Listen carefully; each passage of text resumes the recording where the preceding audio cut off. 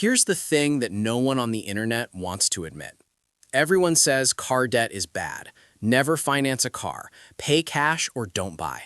You've seen the tweets, the Reddit threads, the personal finance influencers acting like a car loan is a moral failing. And yet, right now, over 80% of new car buyers in America are financing. Millions of people you respect, people who are good with money, people who've done the math. So who's right? Here's the honest answer. Both sides are partially right.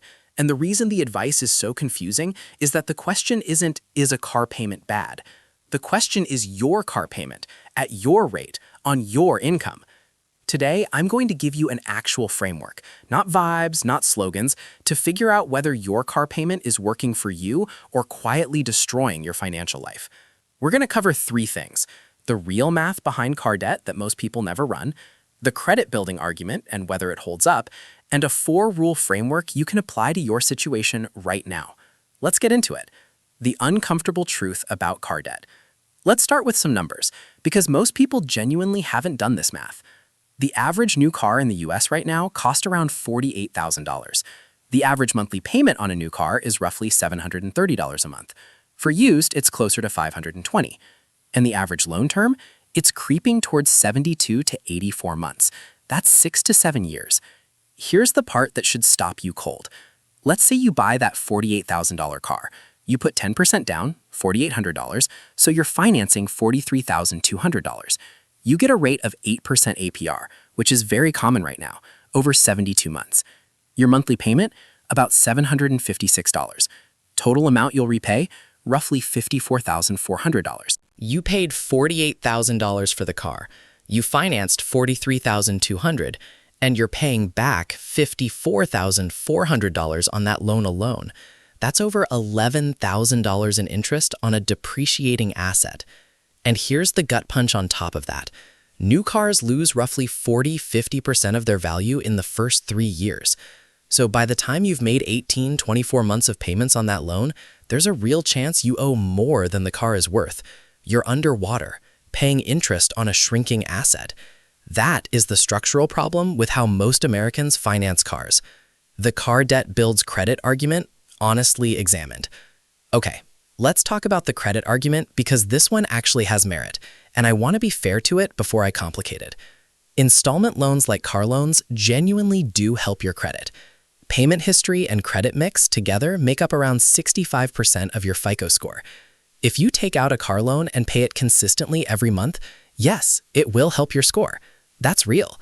And if you're in a situation where you're rebuilding credit or you're young and building it from scratch and you need a car anyway, then yes, the credit benefit is a legitimate part of the value you're getting from that loan. But here's where I'm going to push back. If you're taking on a car loan specifically to build credit, you are paying a lot for that service. Run the numbers.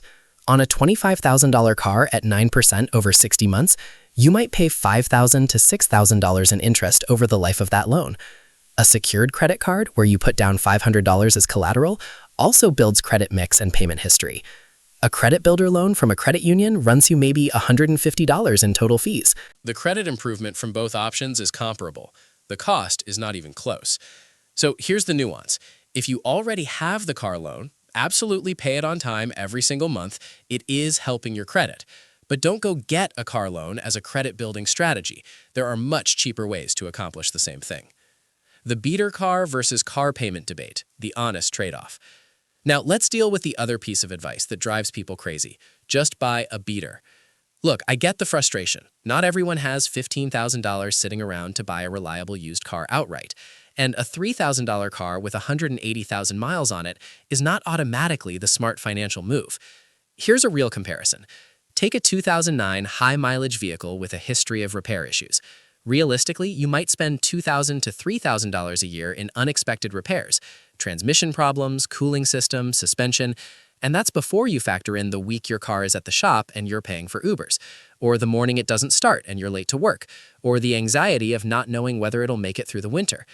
Now compare that to an $18,000 reliable used car, a 2020 Honda Civic, a 2019 Toyota Corolla, financed at 6% over 48 months. That's roughly $423 a month and maybe $2,300 in total interest over the life of the loan. In some situations, and I mean genuinely, not as a rationalization, the reliable financed car is the more financially sound decision. Reliability has a dollar value. So does your time, your job security, and your stress levels. But, and this is the hard line, this logic justifies a modest, reliable used car. It does not justify a $55,000 truck on an $80,000 salary. It does not justify upgrading every 4 years and rolling negative equity into the next loan. That pattern, the one where you always have a payment and never build equity, is what I'd call the car payment trap. You're permanently renting a depreciating asset and paying interest for the privilege. The framework: when a car payment is and isn't worth it. All right, here's the framework. 4 rules. Apply them to your actual situation. Rule number 1, the 15% rule. Your total monthly vehicle costs, loan payment, insurance, gas, and maintenance should not exceed 15% of your monthly take-home pay. If you take home $4,000 a month, that's $600 total. Not just the payment, everything. If your car is costing you $900 a month all in on a $4,000 take-home, that is not a rounding error. That is a structural problem in your budget. Rule number 2, the interest rate threshold. At or below 5 to 6% APR, a car loan is manageable. The opportunity cost of paying cash might actually make financing worthwhile, especially if you could deploy that money somewhere with a better return. Above 8 to 10% APR, you should be aggressively paying it down or seriously reconsidering the purchase. Above 15% APR, subprime territory, I'm not going to sugarcoat this. You are in a debt spiral. The math does not work. Full stop. Rule number 3, the loan term ceiling. Never finance a vehicle for more than 48 to 60 months. 72 and 84-month loans are sold to you as affordable because of the lower monthly payment. But look at the actual numbers. $30,000 at 7% over 48 months, about $718 a month, roughly $4,450 in total interest. Same loan over 84 months, about $449 a month. Sounds better, right? But $7,700 in total interest. And you're still paying for a car that's 7 years old and worth maybe $10,000. The monthly payment went down. The total cost went up by over $3,000. That is the trick. Rule number 4, the equity reality check. Before you even think about upgrading your vehicle, look up your exact loan payoff amount and compare it to your car's current market value on KBB or Car Gurus. If you owe more than the car is worth, you are not building anything. You have negative equity.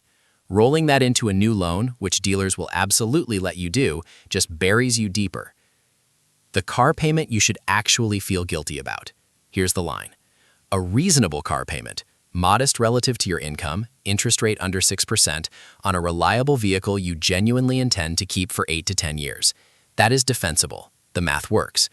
A damaging car payment, a near-luxury vehicle on a stretched loan term, upgraded every few years while your emergency fund is empty and you're contributing nothing to retirement. I'm not here to lecture you about your choices. I'm telling you what the math says. A $650 a month car payment on a $60,000 salary while you're not maxing a Roth IRA is not a lifestyle choice. It's a compounding cost with a long-term consequence. Closing recap. Here's the whole thing in 4 lines. Check your 15% number, check your rate, check your term, check your equity. Car debt isn't automatically evil, but most people in America are doing it wrong. On too expensive a vehicle, for too long, at too high a rate, and upgrading before they've built any equity. If someone you know is about to sign an 84-month loan, send them this video. It'll take 10 minutes. It might save them thousands. Subscribe to the channel if you want to understand money better than most people around you. Here you will learn not just to earn, but to manage your finances so that they work for you. Watch the next video and take another step towards financial freedom.